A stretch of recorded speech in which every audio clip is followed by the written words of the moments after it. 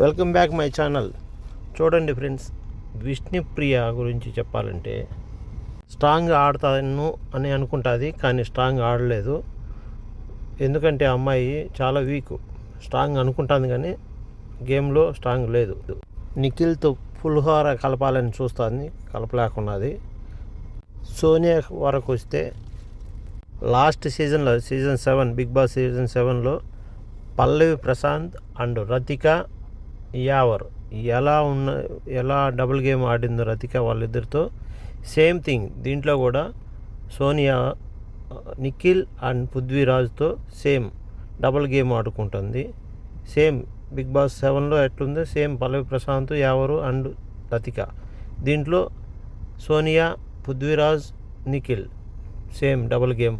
ఇది నిజమా కాదా మీరు కామెంట్ చేయండి, చూస్తాము. ప్రజెంట్ బిగ్ బాస్ హౌస్లో నిఖిల్ తప్ప మిగతా వాళ్ళంతా దొంగతనం ఎలా చేయాలని ఆలోచిస్తున్నారు. ఫుడ్ దొంగతనం చేయాలని.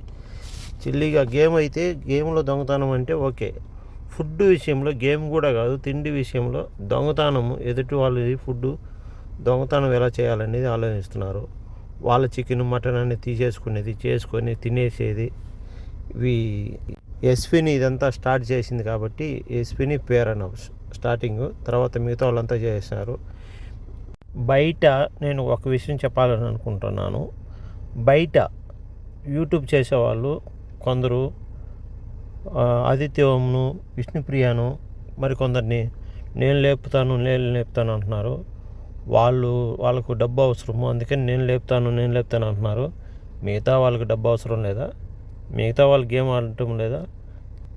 ప్రతి ఒక్కరికి డబ్బు అవసరం, ప్రతి ఒక్కరికి పేరు కావాలి. బిగ్ బాస్ హౌస్లో పోయినారంటే ప్రపంచం మొత్తం చూస్తుంది కాబట్టి అందరికీ డబ్బు అవసరం, పేరు అవసరం. ఇది నిజమా కాదా ఫ్రెండ్స్? మీకు నచ్చినట్లయితే కామెంట్ చేయండి ప్లీజ్.